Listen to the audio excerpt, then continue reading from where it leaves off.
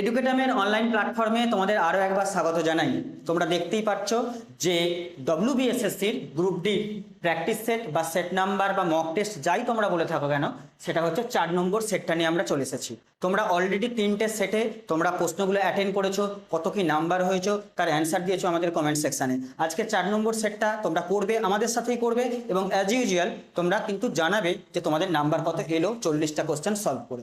কারণ তোমরা সকলেই জানো যে গ্রুপ ডি পরীক্ষার বেশি দিন নেই, জাস্ট আর 2 থেকে 3 দিন কি 4 দিন পরেই তোমাদের পরীক্ষা, সামনের রবিবার দিন অর্থাৎ 8ই মার্চ। তো একটু সময় নষ্ট না করে তোমরা কিন্তু তোমাদের পড়াশোনা চালিয়ে যাও একবারে দুরন্ত গতিতে। চলো আজকে প্রথমে সিলেবাসটা দেখাই অ্যাজ ইউজুয়াল, তারপর আমরা ডাইরেক্ট কোশ্চেনে চলে আসবো।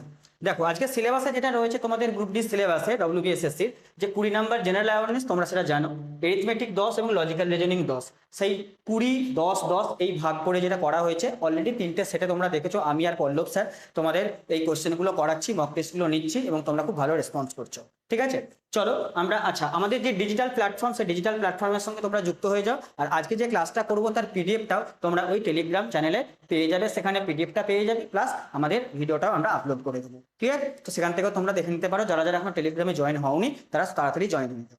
চলো আজকের প্রথম কোশ্চেন জেনারেল অ্যাওয়ারনেস থেকে শুরু করি। প্রথম কোশ্চেন জেনারেল অ্যাওয়ারনেসের কি বলছে, 4 নম্বর মক টেস্টে বলছে যে আধুনিক বা মডার্ন হিস্ট্রির কোশ্চেন, গান্ধীজি কোন সালে ডান্ডি অভিযান করেছিলেন? তো গান্ধীজি ডান্ডি অভিযান সম্পর্কে তোমার কি কি মনে পড়ছে? তো ডান্ডি অভিযানের সঙ্গে যুক্ত তোমার যে মনে পড়বে, অবশ্যই তোমার কি মনে পড়বে? আইন অমান্য আন্দোলন, তাই তো স্যার? আইন অমান্য আন্দোলন। তো ডান্ডি অভিযানের সঙ্গে যুক্ত আইন অমান্য আন্দোলন। এবার ডান্ডি অভিযান আর আইন অমান্য কিভাবে যুক্ত সেটা বলবো, কিন্তু প্রশ্নের উত্তরটা কি আগে ভালো করে দেখো, যে ডান্ডি অভিযান শুরু করেছিলেন কোন সময়ে? তো যে আইন অমান্য আন্দোলনের সালটা মনে রাখতে পারবে সে নিশ্চয়ই উত্তরটা দিয়ে দেবে ডান্ডি অভিযানের। তাহলে উত্তরটা কি হবে? 1930 সাল। তো 1930 সাল। তো ডান্ডি অভিযান করেছিলেন কেন? গান্ধীজি করেছিলেন, এবং গান্ধীজির নেতৃত্বে এই আইন অমান্য আন্দোলন হচ্ছে সব থেকে সেকেন্ড বৃহত্তম, তার প্রথম বৃহত্তম নয়, সেকেন্ড বৃহত্তম গণ আন্দোলন ভারতবর্ষের ইতিহাসে। তো ডান্ডি অভিযানে যেটা হয়েছিল সেটা মনে রাখো, যে 12ই মার্চ 1930 গুজরাটের সবরমতী আশ্রম থেকে মহাত্মা গান্ধী যাত্রা শুরু করলেন। 78 জন অথবা 79 জন, কোনো কোনো বইয়ে 78 আছে, কোথাও কোথাও 79 জন তার অনুগত বা সত্যাগ্রহীদের নিয়ে সত্যাগ্রহীদের যাত্রা শুরু করলেন। এবং সেই যাত্রা শেষ হলো কোথায়? ডান্ডিতে এসে শেষ হলো কবে? 5 এপ্রিল। 5 এপ্রিলে শেষ হয়েছিল, এবং 6 এপ্রিল সকালবেলা সমুদ্রের জল তুলে, লবণ জল তুলে নিয়ে সেখান থেকে লবণ আইন ভঙ্গ করে তিনি আইন অমান্য আন্দোলনের সূচনা করেছিলেন। তাহলে ডান্ডি অভিযানের সূচনা কিন্তু কি বলতো? লবণ আইন ভঙ্গ করার উদ্দেশ্য, সেখান থেকে আইন অমান্য আন্দোলনের সূচনা। তো এটা সালটা কবে হয়েছিল স্যার? 1930। বাকি ইনফরমেশন বলে দিলাম, 12ই মার্চ 1930 থেকে যাত্রা শুরু, 5 এপ্রিল গিয়ে ডান্ডিতে পৌঁছানো, 6 এপ্রিল লবণ আইন ভঙ্গ করে আইন অমান্য আন্দোলনের সূচনা। বাকি অপশনগুলো দেখো। 1920 সাল কি স্যার, কি আন্দোলনের সঙ্গে যুক্ত? গান্ধীজির নেতৃত্বে ভারতবর্ষের সব থেকে বৃহৎ যে গণ আন্দোলন প্রথম, সেটা কি? অসহযোগ আন্দোলন। অসহযোগ আন্দোলন সেটা হচ্ছে কবে? 1920-তে। আচ্ছা, 1942-এ ভারত ছাড়ো আন্দোলন। আর 1931-এ কি আছে বলতো? গান্ধী আরউইন চুক্তি, যেটাকে আমরা দিল্লি চুক্তিও বলে থাকি। গান্ধী আরউইন চুক্তি, যেটা 1931-এ হয়েছিল। প্রত্যেকটা সাল ইম্পর্টেন্ট, প্রত্যেকটা সালে বিভিন্ন ইম্পর্টেন্ট ঘটনা ভারতবর্ষের ইতিহাসে ঘটেছে, সব কটা বলে দিলাম, খুব ভালো করে মনে রাখার চেষ্টা করো। চলো আজকে 2 নম্বর কোয়েশ্চেন দেখি তোমাদের জন্য কি এনে আছে। পশ্চিমবঙ্গের রূপকার কাকে বলা হয়? তো পশ্চিমবঙ্গের রূপকার, কারণ কালচারের একটা সেকশনে ওয়েস্ট বেঙ্গলের পার্ট তোমাদের রয়েছে, সবাই জানো সিলেবাসে। তো সেখানে পশ্চিমবঙ্গের রূপকার হিসাবে কাকে বলা হচ্ছে দেখো, 4 জন ব্যক্তির নাম দেওয়া আছে। জ্যোতি বসু, বিধানচন্দ্র রায় মানে ডক্টর বিধানচন্দ্র রায়, প্রফুল্লচন্দ্র ঘোষ, আর ডি অপশন যেনার নাম আছে। তো দেখো 4টে অপশানে পশ্চিমবঙ্গের যে রূপকার, মানে পশ্চিমবঙ্গকে রূপকার হিসাবে কাকে তকমা দেওয়া হয়, তো এখানে অপশানের উত্তর কি হবে না, অপশানে যে উত্তর হবে সেটা হচ্ছে ডক্টর বিধানচন্দ্র রায়। কেন বলো তো বিধানচন্দ্র রায়কে কেন বলা হয় ডক্টর বিধানচন্দ্র রায়কে? না, বিধানচন্দ্র রায়কে এই রূপকারটা বলার জন্য অনেক কিছু কারণ আছে। কি কারণ এক এক করে বলছি শোনো। দুর্গাপুর শিল্পাঞ্চল, কল্যাণী, বিধাননগর, চিত্তরঞ্জন লোকোমোটিভ, আইআইটি খড়গপুর, চিত্তরঞ্জন যে তোমার যে ক্যান্সার হসপিটাল, এই সমস্ত এত বড় বড় ডেভেলপমেন্টের কাজ যিনি করেছেন, স্বাস্থ্য পরিষেবা থেকে শিল্পাঞ্চল গঠন, এই সমস্ত যে পরিষেবাগুলো বা সমস্ত যে কাঠামো যিনি বানিয়েছিলেন বা যার রূপকার বলা যেতে পারে, তিনি হচ্ছেন ডক্টর বিধানচন্দ্র রায়। স্বাস্থ্য পরিষেবাকে ঢেলে সাজানোর জন্য তিনি চিত্তরঞ্জন যে হসপিটাল, ক্যান্সার হসপিটাল আর যেখানে আমরা পরিষেবা নিই, তো তারই অবদান। এবং ইনি ছিলেন পশ্চিমবঙ্গের second prime minister, second chief minister, prime minister না, সেকেন্ড চিফ মিনিস্টার ছিলেন এবং ভারতরত্নও দেওয়া হয়েছিল 1961-এ। তাহলে ভাবো, ভারতবর্ষ স্বাধীন হয়েছে, তারপরে সেকেন্ড চিফ মিনিস্টার হিসাবে পশ্চিমবঙ্গের এত কিছু তিনি মানে রূপদান করেছেন। ভারতবর্ষ স্বাধীন হয়েছে মানে বুঝতে পারছো অর্থনৈতিক কন্ডিশন কোন জায়গায় ভারতবর্ষে, সেই জায়গা থেকে পশ্চিমবঙ্গকে কোথায় তুলে নিয়ে গিয়েছিলেন, তারই অবদান, যে অবদানগুলো অলরেডি বললাম, তার জন্য তাকে পশ্চিমবঙ্গের উপকার বলা হয়। ক্লিয়ার? এমনি এমনি বলা হয় না। এবং শেষে ভারতরত্ন দেওয়া হয়েছিল 1961-এ ভারতরত্ন সম্মান দেওয়া হয়েছিল ডক্টর বিধানচন্দ্র রায়কে। ক্লিয়ার? দেখো বাকি অপশনগুলো দেখো। যদি আমি প্রফুল্লচন্দ্র ঘোষ বলি, ইনি ছিলেন পশ্চিমবঙ্গের প্রথম সিএম, মানে স্বাধীনতার পর, দেশভাগের পর, তো প্রথম সিএম ছিলেন পশ্চিমবঙ্গের প্রফুল্লচন্দ্র ঘোষ। ক্লিয়ার? জ্যোতি বসুর কথায় যদি আসি, সেটা হচ্ছে 1977 থেকে 2000 সাল, 1977 থেকে 2000 সাল, প্রায় 23 বছর, প্রায় 23 বছর ইনি সিএম হিসাবে ছিলেন। 23 বছর বামফ্রন্টের বা সিপিআইএম যে দলটি আছে তার রাজনৈতিক ব্যক্তিত্ব হিসাবে পশ্চিমবঙ্গের সিএম হিসেবে ছিলেন। ক্লিয়ার? আর 4 নম্বর অপশনে যদি আসি, এনাকে ঠিক কি বলা হবে সেটা ভারতবর্ষের আগামী প্রজন্ম ঠিক করবে। তো এখন আপাতত যেহেতু ইনি সিটিং চিফ মিনিস্টার রয়েছেন, তো এখন তো আপাতত কোনো টাইটেল নেই, তো ভবিষ্যৎ প্রজন্ম ঠিক করবে যে এনার কি মানে টাইটেল হতে পারে, বা কি আমরা অন্য কিছু টাইটেল ব্যবহার করতে পারি কিনা। ক্লিয়ার? চলো তারপরে আজকে দেখো একটু ছবিটা দেখে নিই, যে বিধানচন্দ্র রায়ের যে ছবিটা, সেই ছবিটা একটু এনেছিলেন বিধানচন্দ্র রায়, ছবিটা একটু দেখে নিই। চলো আজকে 3 নম্বর কোশ্চেনটা দেখো, যে ভারতের প্রথম ভাইসরয় কে ছিলেন। 4টি অপশন, ডালহৌসি, মাউন্টব্যাটেন, ক্যানিং আর হেস্টিংস। 4টি অপশন তোমাদের দেওয়া আছে, ঠিক আছে? তো দেখো এখানে ভারতের প্রথম ভাইসরয় বললে উত্তর কি হবে? উত্তর হচ্ছে লর্ড ক্যানিং। লর্ড ক্যানিং ছিলেন ভারতের প্রথম ভাইসরয়। ইনি ছিলেন ভারতের আবার শেষ গভর্নর জেনারেল। ঠিক আছে? মানে ভারতের শেষ গভর্নর জেনারেল যিনি, তারপরে পোস্ট শুরু হচ্ছে কি ভাইসরয়ের পোস্ট 1857-এ মহাবিদ্রোহের পর। তো প্রথম ভাইসরয় তিনি, সেটা হচ্ছে লর্ড ক্যানিং। পাশাপাশি অন্য অপশন দেখো, লর্ড ডালহৌসি, ইনি তো জানো তোমরা যে রেলপথ নির্মাণ তার সঙ্গে যুক্ত, তার সঙ্গে সত্য বিলোপ নীতি তার সঙ্গে যুক্ত, তাহলে রেলপথ, সত্য বিলোপ নীতি, ডালহৌসি। আচ্ছা মাউন্টব্যাটেন কি হবে না, মাউন্টব্যাটেন ভারতের শেষ ভাইসরয় এবং স্বাধীন ভারতের প্রথম গভর্নর জেনারেল স্বাধীন ভারতে। আচ্ছা ওয়ারেন হেস্টিংসকে যদি আমরা বলি, তো ইনি হচ্ছেন বাংলার প্রথম গভর্নর জেনারেল। ঠিক আছে? বাংলার প্রথম গভর্নর জেনারেল হচ্ছে ওয়ারেন হেস্টিংস।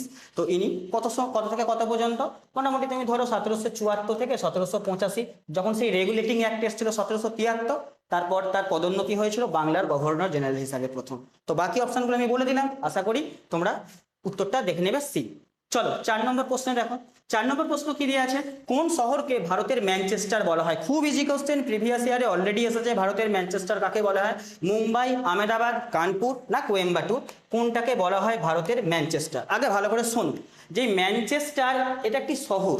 এই ম্যানচেস্টার অরিজিনালি কোথায় অবস্থিত? এটা হচ্ছে তোমার ইউকে মানে কি বলো তো, ইংল্যান্ড যেটা ইউনাইটেড কিংডম। তো সেইখানে হচ্ছে ম্যানচেস্টার সিটি, যেখানে বস্ত্রবয়ন শিল্প এর জন্য একটা বিপ্লব ঘটেছিল। তো সেইটার সঙ্গে তুলনা করে ভারতের কোনটা, তাহলে উত্তর কি হবে? ভারতের ম্যানচেস্টার কাকে বলা হয়? কোয়েম্বাটুর, কানপুর, মুম্বাই না আহমেদাবাদ? তো তোমরা সকলেই জানো গুজরাটের যে আহমেদাবাদ, তাকে বলা হয় ভারতের ম্যানচেস্টার। কেন না, ওখানে প্রচুর পরিমাণে যে সুতাকল বা বস্ত্রবয়ন শিল্প বা টেক্সটাইল শিল্পের প্রাচুর্য রয়েছে। কারণ তুলার চাষ গুজরাটের ওই সাইডে কালো মৃত্তিকাতে বা কৃষ্ণ মৃত্তিকাতে খুব ভালো হয়। তার কাঁচামালের যোগান যেখানে বেশি পাওয়া যাবে, তো সেটাকে ঘিরে ইন্ডাস্ট্রি তো সহজেই হয় নাকি? তো সেটাই উত্তর কি হবে? তাহলে গুজরাটের আহমেদাবাদ। ক্লিয়ার? এবার বাকি অপশনগুলো দেখো। মুম্বাই, তো মুম্বাই তোমরা জানো as a film city, okay, film city, financial capital city এটাও বলা হয়ে থাকে। অথবা তুমি বলতে পারো city of dreams, financial capital, film city. কারণ মুম্বাই ফিল্ম সিটি জানো আরব সাগরের তীরে অবস্থিত। কানপুর যেটা ইউপিতে অবস্থিত, কানপুরে একটা মানে খুব স্পেশাল একটা স্টেডিয়াম আছে, ক্রিকেট স্টেডিয়াম, তাই তো? কানপুরে কি বলতো, গ্রিন পার্ক স্টেডিয়াম আছে কানপুর। এটা আবার গঙ্গা নদীর তীরে অবস্থিত, মনে রেখে একটু, গঙ্গা নদীর তীরে অবস্থিত। আচ্ছা কোয়েম্বাটুর এটা কোথায় স্যার? এটা হচ্ছে তামিলনাড়ুতে। কোয়েম্বাটুর কোথায়? তামিলনাড়ুতে। একে ভালো করে মনে রাখো, একে হচ্ছে দক্ষিণ ভারতের ম্যানচেস্টার বলা হয়। দক্ষিণ ভারতের ম্যানচেস্টার। কাকে? কোয়েম্বাটুরকে দক্ষিণ ভারতের ম্যানচেস্টার বলা হয়, কারণ কোয়েম্বাটুরেও প্রচুর পরিমাণে সুতাকল বা মিলকল বা টেক্সটাইল শিল্পের অনেক ফ্যাক্টরি রয়েছে, অনেক শিল্প গড়ে উঠেছে ওখানে। তো সেই জন্য কোয়েম্বাটুরকে দক্ষিণ ভারতের ম্যানচেস্টার বলা হয়। ক্লিয়ার? তাহলে অনেক ইনফরমেশন তোমাদের দিয়ে দিলাম। উত্তরটা কি হবে তাহলে? ভারতের ম্যানচেস্টার কার সাথে তুলনা করা হয়? তো গুজরাটের যে শহর আহমেদাবাদ তার সাথে তুলনা করা হয়। চলো নেক্সট আমরা চলে আসবো 5 নম্বর কোয়েশ্চেনে। 5 নম্বর কোয়েশ্চেনটা পলিটিক্যাল সায়েন্সের কোয়েশ্চেন। সম্পত্তির অধিকার বর্তমানে কি ধরনের অধিকার? সম্পত্তির অধিকার কি ধরনের অধিকার? মৌলিক অধিকার, নাকি আইনগত অধিকার, নাকি নির্দেশমূলক অধিকার, নাকি সামাজিক অধিকার? তোমরা প্রথমে চেষ্টা করো, আশা করি চেষ্টা তোমাদের হয়ে গেছে যারা যারা জানো। তো দেখো, সম্পত্তির অধিকার বর্তমানে কি ধরনের অধিকারের মধ্যে পড়বে? এটা বর্তমানে লিগ্যাল রাইট বা আইনি অধিকারের মধ্যে পড়বে। কেন স্যার? সম্পত্তির অধিকার তো মৌলিক অধিকারে সম্ভবত শুনেছিলাম, হ্যাঁ শুনে থাকবে, কিন্তু সেটা এখন অ্যামেন্ডমেন্ট হয়ে গেছে।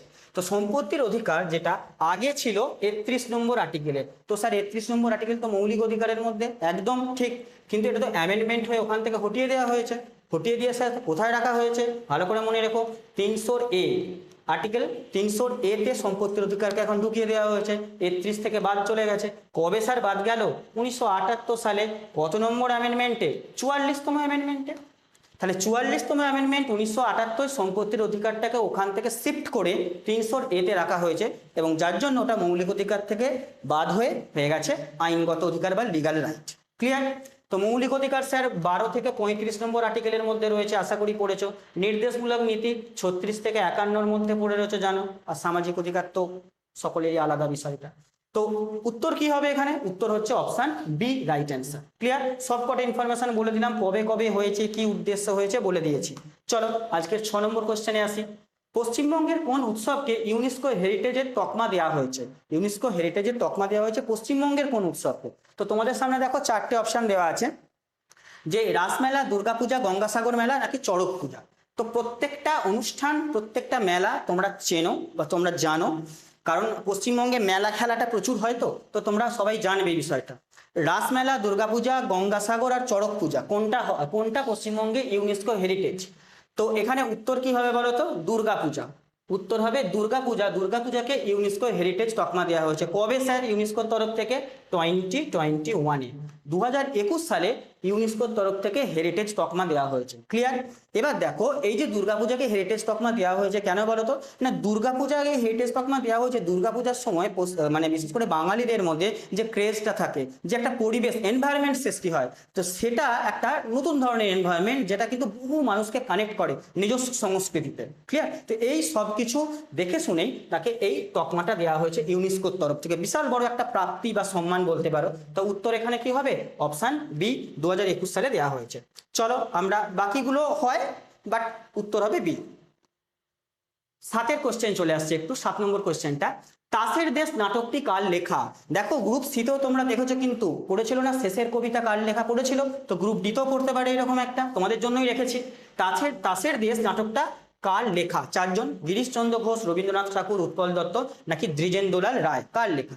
তো তাসের দেশ, এই যে নাটকটা, খুব ভালো করে মনে রাখবে, আমাদের বিশ্বকবি রবীন্দ্রনাথ ঠাকুরের লেখা হচ্ছে তাসের দেশ এই নাটকটা। ক্লিয়ার?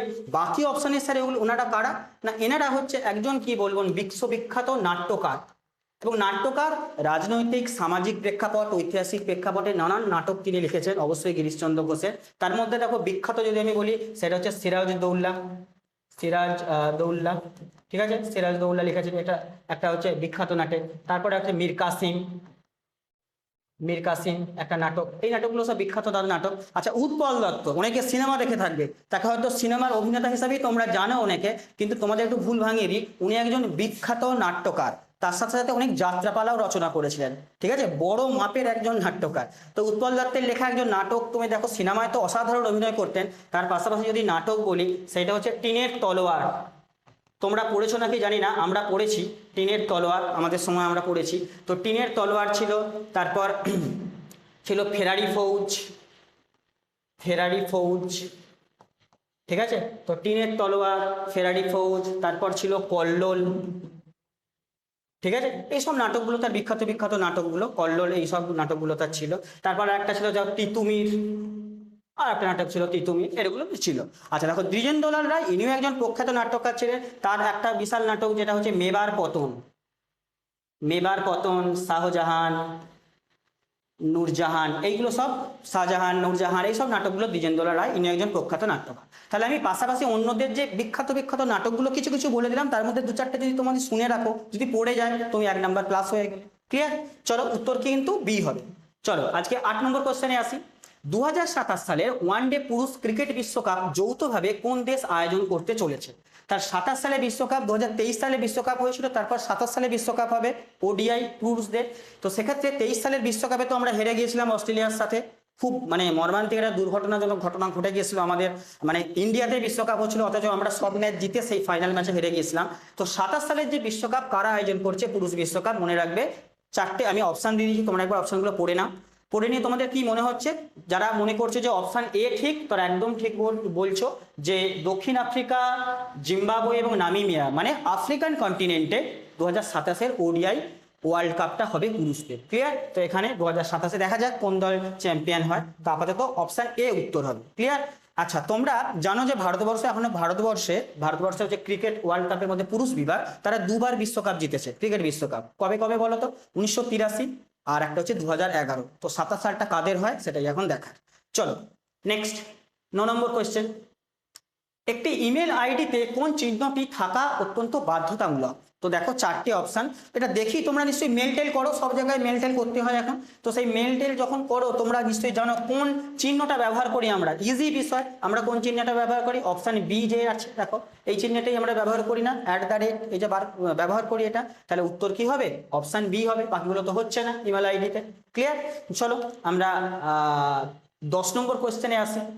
ভারতের কোন রাজ্যে সূর্য প্রথম উদিত হয়? ভারতের কোন রাজ্যে সূর্য প্রথম উদিত হয়? ছেলেবেলা থেকে তোমার একটা কথা শুনে আসো, সূর্য পূর্ব দিকে ওঠে, পশ্চিম দিকে অস্ত যায়, হওয়াটা আমরা শুনে থাকি না? তো সেদিক থেকেও সেটা যদি মাথায় রাখো তাহলেও কি হবে, কোন রাজ্যে প্রথম উদিত হয় এই কথাটা বললে কি হবে? তাহলে ভারতের ম্যাপ সম্পর্কে যদি কনসেপ্ট থাকে, তাহলে সব থেকে পূর্ব দিকে যে রাজ্যটা পড়বে, কোন রাজ্যটা পড়বে? Obviously sir Arunachal Pradesh. একদম সব থেকে পূর্বে অরুণাচল প্রদেশ। তাহলে অরুণাচল প্রদেশেই ভারতের মধ্যে প্রথম সূর্যোদয় দেখা যাবে একদম। এবং অরুণাচল প্রদেশে সব থেকে একবারে পূর্ব দিকে যে পয়েন্টটার নাম আমি আগের দিনে একটা বলেছিলাম, কিবিথু, যেটা হচ্ছে সব থেকে পূর্ব দিকে ভারতের যে পয়েন্ট, যে অবস্থান, সেটা হচ্ছে কিবিথু। ক্লিয়ার? তাহলে এটা হবে। আচ্ছা, মেঘালয় মানে হচ্ছে মেঘের আলয়, যার ক্যাপিটাল কোথায়? শিলং। এই শিলংকে তৎকালীন দিনে ইংরেজ সাহেবরা কি বলতে, ইংরেজ সাহেবরা একটা তকমা দিয়েছিলেন, মানে কি বলতো, স্কটল্যান্ড, ইস্টের স্কটল্যান্ড বা পূর্বে স্কটল্যান্ড বলে কিছু একটা তকমা দিয়েছিলেন এরকম। তো সেরকম শিলং এটাকে। আচ্ছা, আসাম তো তোমাকে বলেছিলাম যে চায়ের বাগান সব থেকে ভারতবর্ষের মধ্যে বেশি যে চায়ের প্রোডাকশন, সেটা কোথায় হয়? আসাম রাজ্যে হয়। ক্লিয়ার? তাহলে উত্তর কি হবে স্যার? Option D. আর পশ্চিমবঙ্গে আমরা বাস করি, ওটা নিয়ে আমরা কি বলবো আর, তো সেটা তোমরা সকলেই জানো। আর এখানে অপশান কি হবে? ডি। নেক্সট চলো 11 নম্বর কোশ্চেন আসি।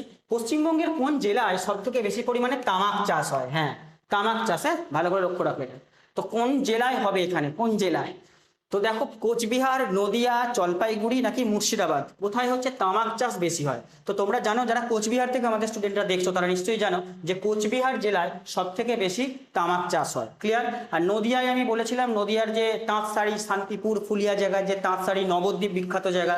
আচ্ছা, জলপাইগুড়ির ওইদিকে চায়ের বাগান টাগান আছে, যারা জলপাইগুড়ি থেকে নিশ্চয়ই দেখছো তারা জানো ওইদিকে চায়ের বাগান রয়েছে, তার সঙ্গে ধানের চাষ হয়ে থাকে। আর মুর্শিদাবাদে ওভারঅল সব চাষই হয়ে থাকে, ধান, পাট বা গম এইসব চাষ হয়েই থাকে। ক্লিয়ার? তাহলে উত্তর এখানে কি হবে? অপশান এখানে হচ্ছে এই উত্তর হবে। ক্লিয়ার? চলো 12 নম্বর কোয়েশ্চেনে আসি। পশ্চিমবঙ্গের লোকসংস্কৃতিতে ভাটিয়ালি গান প্রধানত কাদের সঙ্গে যুক্ত? আগের দিন একটা করিয়েছিলাম বাউল গান, আজকে বলছি ভাটিয়ালি গান। তো ভাটিয়ালি সঙ্গীত তোমরা অনেক শুনে থাকবে, যারা একটু পুরোনো কালচারের গান টান শোনো তারা নিশ্চয়ই জানো যে ভাটিয়ালি সঙ্গীত কাদের সঙ্গে। ভাটিয়ালি বললেই দেখবে মাঝিদের ছবি দেখানো হয়। মাঝি যারা সমুদ্রে বা নদীতে মাছ ধরতে যায়, সমুদ্রে যে মাছ ধরতে যায় সেখানে যে নৌকার সাথে তাদের যে কানেকশন, ভাটিয়ালি সঙ্গীত মাঝিদের পারপাসেই দেখবে বিভিন্ন সিনেমা গানে উঠে এসেছে এনাদের কথা, এই শ্রেণীর কথা। তাহলে উত্তর হচ্ছে বি। আর বাউল সঙ্গীত আমি বললাম আগের দিন, বাউল সঙ্গীতের যিনি সম্রাট তিনি হচ্ছেন কি বললাম, লালন ফকির, তার আগের দিন বলেছিলাম। আর শ্রমিক আর কৃষক শ্রেণী, এনারা সব শ্রেণীরই মোটামুটি স্পেশাল, এনাদের জন্য কোনো গান নেই, এনারা সব ধরনের গানই শোনেন মোটামুটি। ক্লিয়ার? চলো 13 নম্বর কোশ্চেন আসছে। বিখ্যাত চলচ্চিত্র পরিচালক সত্যজিৎ রায় কত সালে অস্কার মানে লাইফ টাইম অ্যাচিভমেন্ট অ্যাওয়ার্ড পেয়েছিলেন? খুব ইম্পর্টেন্ট কোশ্চেন। তো পরিচালক সত্যজিৎ রায় যিনি লাইফ টাইম অ্যাচিভমেন্ট পেয়েছিলেন অস্কার আর কি, সেটা কত সালে পেয়েছিলেন? যে বছর তিনি পেয়েছিলেন তার কিছুদিন পরে তিনি মারা গিয়েছিলেন। উত্তরটা কি হবে? 1992 সাল। অসুস্থ ছিলেন, তো 1992 সালে তাকে দেওয়া হয়েছিল, তার কিছুদিন পর তিনি মারা যান বা তার মৃত্যু হয়। তাহলে উত্তর হচ্ছে 1992।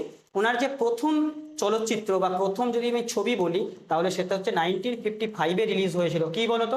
বিভূতিভূষণ বন্দ্যোপাধ্যায়ের যে পথের পাঁচালী উপন্যাস অবলম্বনে, সেটা হচ্ছে তোমার হচ্ছে পথের পাঁচালী তোমার, হ্যাঁ ঠিক আছে, পথের পাঁচালী তার প্রথম সিনেমা, বিভূতিভূষণ বন্দ্যোপাধ্যায়ের উপন্যাস অবলম্বনে। তো পথের পাঁচালী 1955-এ রিলিজ হয়েছিল। তাহলে উত্তর আমি এখানে কি বললাম, কি 1992-তে। ক্লিয়ার?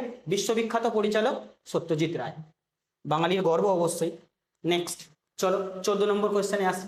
ভারতের সংবিধান সংশোধন করার পদ্ধতিটি কোন দেশের সংবিধান থেকে নেওয়া? এটা একবারে ডাইরেক্ট কোয়েশ্চেন তুলে দিয়েছে যে ভারতের সংবিধান যে সংশোধন করা হয়, বহুবার সংবিধান সংশোধন হয়েছে, তো কোন দেশের কনসেপ্ট থেকে আমাদের সংবিধান এটা নেওয়া হয়েছে? উত্তর কি হবে?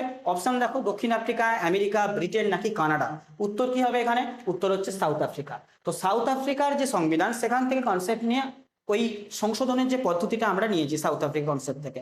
দেখো এবার আমেরিকা থেকে, ব্রিটেন থেকে, নানান জায়গা থেকে আমরা নানান কিছু সংবিধানের জিনিস নিয়েছি। তবু আমি বলে দিই, আমেরিকা থেকে যেটা আমার মনে পড়ছে, FR মানে ফান্ডামেন্টাল রাইট, মৌলিক যে আমাদের অধিকার, সেই বিষয়টা নিয়েছি। ব্রিটেন থেকে তো ধরো আমাদের যত পার্লামেন্টারি সিস্টেম সমস্ত কিছুই নিয়েছি।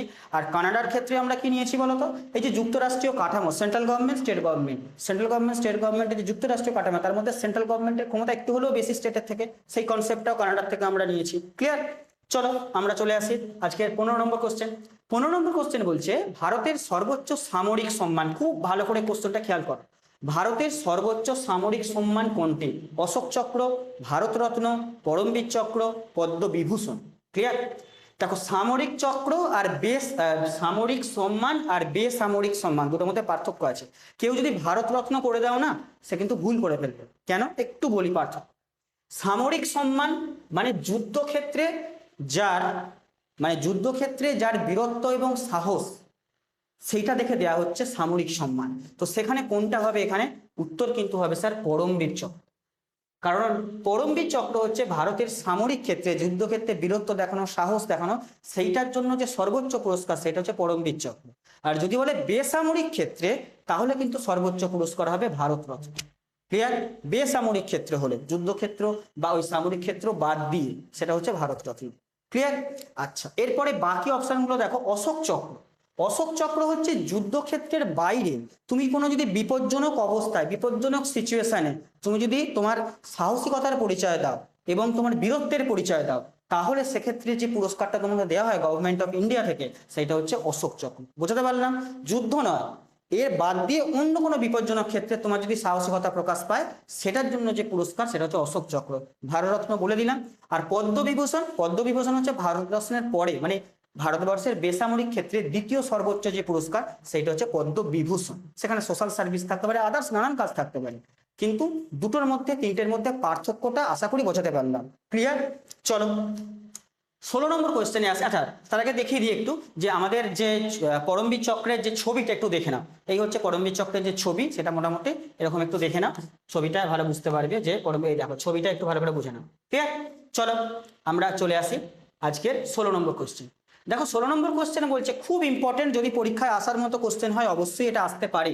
A century is not enough, একটা আত্মজীবনী। প্রশ্নটা হচ্ছে কার লেখা এই আত্মজীবনী? সচিন তেন্ডুলকার, সৌরভ গাঙ্গুলি, বিরাট কোহলি নাকি কপিল দেব? খুব ভালো করে মনে রাখবে এটা যার লেখা সেটা হচ্ছে আমাদের যে সৌরভ গাঙ্গুলির দাদা বলে অভিহিত। তো সৌরভ গাঙ্গুলি এবং বাঙালির গর্ব, ক্রিকেটে বহুত অবদান আছে। তো সেইটা উত্তর হচ্ছে বি হবে। এনার লেখা, সৌরভ গাঙ্গুলির লেখা যে আত্মজীবনী, সেটা হচ্ছে a century is not enough.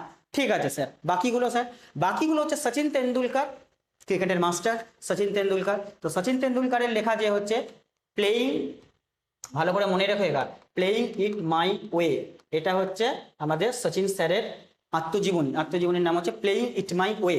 Clear? আচ্ছা, বিরাট কোহলি অ্যাজ সাচ নিজের কোনো আত্মজীবনী নেই, নিজে এখনো খেলছেন। ওনার ওপর নানান রকম বই লেখা হয়েছে, অন্যরা লিখেছেন। আচ্ছা, কপিল দেব যাকে আমরা বলি হরিয়ানা হ্যারিকেন বলা হয়, হরিয়ানা হ্যারিকেন। ঠিক আছে? তো কপিল দেবের যে আত্মজীবনীর নাম সেটা হচ্ছে স্ট্রেট ফ্রম দ্য হার্ট।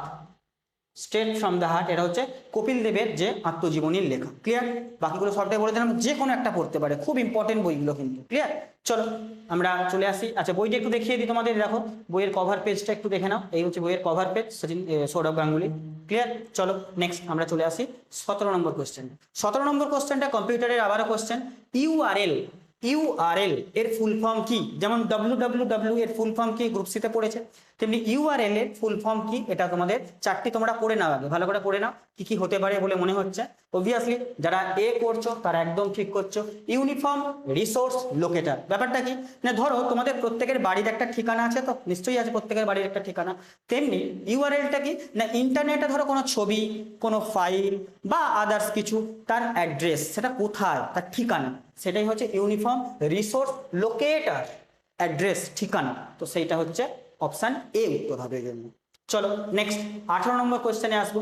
ভারতের ইতিহাসে মহাভিনিষ্ক্রমণ বলতে কোন ঘটনাকে বোঝায়? সেটা হচ্ছে ইতিহাসের কোশ্চেন। গৌতম বুদ্ধের জন্ম, নাকি তার গৃহত্যাগ, নাকি তার মৃত্যু, নাকি তার প্রথম ধর্মপ্রচার? তো মহাভিনিষ্ক্রমণ এই কথাটা গৌতম বুদ্ধের, বিশেষ করে ভারতের ইতিহাসে এই কথাটা আরো একবার ব্যবহার হয়েছে, আমি বলবো সেটা। কিন্তু এখানে উত্তর কি হবে, যে মহাভিনিষ্ক্রমণ বলতে কি বোঝায় না, এটার উত্তর হবে এখানে অপশান বি, গৌতম বুদ্ধের গৃহত্যাগ। 29 বছর বয়সে তিনি গৃহত্যাগ করেন, রাজ পরিবারের সন্তান ছিলেন, 29 বছর বয়সে গৃহত্যাগ করেছিলেন, রাজ পরিবারের সন্তান ছিলেন। এবার তোমরা হয়তো ভাবছে স্যার রাজ পরিবারের সন্তান হয়ে গৃহত্যাগ করার ব্যাপারটা কেমন লাগছে না? হ্যাঁ, অ্যাকচুয়ালি ইনি বিশেষ করে, এনারা বলবো না, ইনি বিশেষ করে জীবনের যে আসল সত্য, জীবনের যে আসল সত্য, আমাদের জীবন কেন, তার আসল গুরুর যে অর্থ, সেই অর্থটা অনুসন্ধান করার জন্য সংসার জীবন ত্যাগ করে বেরিয়ে পড়েছিলেন, গৃহত্যাগ করেছিলেন সংসার ত্যাগ করে, রাজ পরিবারের সন্তান হওয়া সত্ত্বেও 29 বছরে। সেই ঘটনাটাকে বলা হয় মহাভিনিষ্ক্রমণ। ক্লিয়ার? আচ্ছা, বাকি আমি একটা বললাম যে মহাভিনিষ্ক্রমণ এই কথাটা আর একজনের সাথেও ব্যবহার করা যায়, কি বলতো, ইতিহাসে ব্যবহার করা যায় একজনের সাথে, কার বলতো, সেটা হচ্ছে নেতাজি সুভাষচন্দ্র বোস। নেতাজি সুভাষচন্দ্র বোস, তোমরা জানো যে 1941-এ কলকাতার যে এলগিন রোডের বাড়ি থেকে ছদ্মবেশে তিনি যে চলে গিয়েছিলেন তো কোন একটা মহান উদ্দেশ্য সফল করতে, এই ভারতবর্ষকে ব্রিটিশদের পরাধীনতার মানে বন্ধন থেকে মুক্ত করতে। তো সেই চলে যাওয়াটাকে অনেকেই মহাভিনিষ্ক্রমণের সঙ্গে তুলনা করেছেন, অনেক ইতিহাসবিদ মহাভিনিষ্ক্রমণের সঙ্গে তুলনা করেছেন। তো ইতিহাসে যদি বলে অ্যাকচুয়াল হলে গৌতম বুদ্ধ হবে, কিন্তু খানিকটা তুলনা বললে সেটা হচ্ছে সুভাষচন্দ্র বোস, যিনি 1941-এ গৃহত্যাগ করে চলে গিয়েছিলেন। ক্লিয়ার? ভারতবর্ষের এক মহান উদ্দেশ্য সফল করার জন্য। তাহলে উত্তর হচ্ছে বি। আচ্ছা, গৌতম বুদ্ধের জন্মকে কিসের সাথে তুলনা করা হয়? প্রতীকী চিহ্ন পদ্ম ও ষাঁড়, পদ্ম ষাঁড়ের প্রতীকী চিহ্নের সাথে গৌতম বুদ্ধের জন্মকে রিলেট করা হয়। ক্লিয়ার? আচ্ছা, গৌতম বুদ্ধের মৃত্যুকে কি বলে না, মহাপরিনির্বাণ, মহাপরিনির্বাণ, মহাপরিনির্বাণ জানো, যেটাকে স্তূপ বা স্তূপা, তো স্তূপ বা স্তূপের প্রতীকী হিসাবে দেখানো হয়। আর প্রথম ধর্ম প্রচার করেছিলেন কোথায়? সারনাথে। দেখো অনেক এক্সট্রা ইনফরমেশন বললাম, প্রত্যেকটা এক্সট্রা ইনফরমেশন মনে রেখো, চেষ্টা করবে। চলো 19 নম্বর কোশ্চেনে আসি। ভারতের একমাত্র সক্রিয় আগ্নেয়গিরি ব্যারেন আইল্যান্ড কোথায় অবস্থিত? খুব ইজি কোশ্চেন। ব্যারেন আইল্যান্ড সক্রিয় একমাত্র আগ্নেয়গিরি কোথায় থাকবে স্যার? একদম আন্দামান নিকোবর দ্বীপপুঞ্জে ভারতের একমাত্র সক্রিয় আগ্নেয়গিরি আছে। লাক্ষাদ্বীপকে আমরা কি বলি? প্রবাল দ্বীপ। প্রবাল দ্বীপ মানে প্রবাল দিয়ে গঠিত, প্রবাল পাওয়া যায়। আচ্ছা, গোয়া ভারতের সব থেকে ক্ষুদ্রতম, মানে আয়তনের দিক থেকে, এরিয়ার দিক থেকে সব থেকে ক্ষুদ্রতম রাজ্য হচ্ছে গোয়া, যেটা পশ্চিম উপকূলে পড়বে। আর হচ্ছে পুদুচেরি। তোমাদের জন্য বাড়িতে একটা কাজ থাকলো, হোমওয়ার্ক, এই যে পুদুচেরি একটা ইউনিয়ন টেরিটরি, তোমরা শুধু বলবে এই পুদুচেরি যে ইউনিয়ন টেরিটরি, এর মধ্যে কতগুলো জেলা আছে, মানে একটা ইউনিয়ন টেরিটরি তার মধ্যে কতগুলো জেলা আছে পুদুচেরির ক্ষেত্রে। এটা তোমরা কমেন্ট সেকশনে তোমাদের কাছে রিপ্লাই যাচ্ছি, কোনো রকম গুগল করবে না, যদি জানা থাকে উত্তর দেবে, না হলে উত্তর দেবে না, গুগল করে অ্যান্সার দেওয়ার কোনো দরকার নেই। ক্লিয়ার? চলো 20 নম্বর কোশ্চেনে আসি। 20 নম্বর কোশ্চেন মানে আজকের এই মক টেস্ট নাম্বার 4-এর যে লাস্ট কোশ্চেন জিকে। সুপ্রিম কোর্টের বিচারপতিদের অবসরের বয়স কত? সুপ্রিম কোর্টে যারা বিচারপতি হন তারা অবসর কত বছর বয়সে করেন? তাহলে দেখো 4টি অপশন দেওয়া আছে, তাহলে উত্তর কি হবে স্যার? 65 বছর, একদম। সুপ্রিম কোর্টের যারা বিচারক হন তাদের যে অবসরের যে বয়স সেটা হচ্ছে 65 বছর। আর হাইকোর্টের ক্ষেত্রে এটা হচ্ছে হাইকোর্ট, তো হাইকোর্টের ক্ষেত্রে কত হয় স্যার? 62 বছর। তাহলে হাইকোর্টের ক্ষেত্রে 62, সুপ্রিম কোর্টের ক্ষেত্রে 65। ক্লিয়ার? তাহলে আজকে মক টেস্ট নাম্বার 4-এ 20টা জিকে বা জেনারেল অ্যাওয়ারনেসের কোশ্চেন তোমাদের আমি করালাম। তোমরা কত মার্কস পাচ্ছ তার মধ্যে পুরো অল ওভার সেটটায় শেষে জানাবে, আর কেমন লাগছে কোশ্চেন স্ট্যান্ডার্ড সেটাও তোমরা জানাবে। এরপর পল্লব স্যার তোমাদের বাকি জিআই এবং ম্যাথ এই পুরো সেকশনটা করিয়ে দেবে। ঠিক আছে? Hello everyone, welcome back.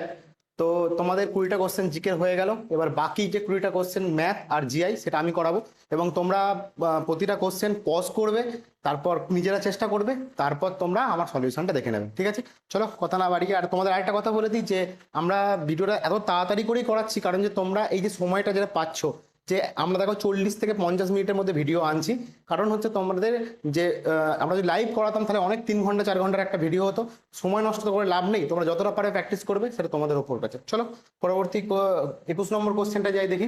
দেখো আজকের 21 নম্বর কোশ্চেন যেটা তোমাদের ম্যাথে রয়েছে, দেখো তোমরা কি কি কোশ্চেন বলছো দেখো, চেষ্টা করো আগে। বলছে যদি +1 থেকে -1 বিয়োগ করা হয় তাহলে বিয়োগফল কত হবে? তাহলে অপশন কি আছে দেখো, -2, 0, 1 আর 2। তাহলে কি করে করবো স্যার? চলো পজ করো ভিডিওটা, দেখো তোমরা নিজেরা করো, এবার ফিরে এসো। দেখো তো করবো কি করে স্যার? স্যার বলেছে আমাকে যেরকম লেখা রয়েছে সেরকম ভাবে লেখো। বলছে +1, এটা ব্র্যাকেটের মধ্যে রাখলাম, এর থেকে কি করছে -1 বিয়োগ করা হচ্ছে। এই বিয়োগ চিহ্নটা ভালো করে দেখবে, ঠিক আছে? আমাকে বিয়োগ করতে বলেছে, তাই তো? তাহলে +1 ভ্যালু 1ই হয়, আর এখানে মাইনাস আর এখানে মাইনাস, মাইনাসে মাইনাসে গুণ করলে কি হয় স্যার? মাইনাস মাইনাসে প্লাস হয়ে যায়, তাহলে 1। তাহলে উত্তর কত হবে স্যার? উত্তর হবে 2। 1 1 যোগ করলে 2। তাহলে উত্তর কোনটা হলো স্যার? অপশন ডি হয়ে যাবে রাইট অ্যান্সার। খুব ভালো করে করবে, এই এই বিয়োগ কথাটা যে অমিট করে দেবে সে কিন্তু ভুল করে ফেলে। চলো পরবর্তী কোশ্চেনে যাই। দেখো 22 নম্বর কোশ্চেনটা দেখো, নিজেরা করো, করে তারপর তোমরা পজ করো ভিডিও, পজ করে নিজেরা দেখো, দেখে তারপর আমার সলিউশনটা দেখো। তো কি বলেছে, একটা নাম্বার দেওয়া আছে তোমাকে, তোমাকে একটা নাম্বার দেওয়া আছে এখানে 1 2 3 4 5 6 7 9, এর সঙ্গে 72 গুণ করা হচ্ছে, গুণ করলে কোন উত্তরটা হবে এত বড়? তোমরা দেখি এটা কি করবে, যদি সময় থাকে তোমাদের কাছে তোমরা গুণ করতে যাবে, কিন্তু গুণ করার প্রয়োজন নেই। কি করে করবো দেখো, এই যে তোমাকে 72 দিয়ে গুণ করতে বলেছে, তার মানেটা কি? তার মানে 72 দিয়ে গুণ করলে, মানে 72 দিয়ে গুণ করলে এটাকে, এর মধ্যে উত্তরটা পাওয়া যাবে।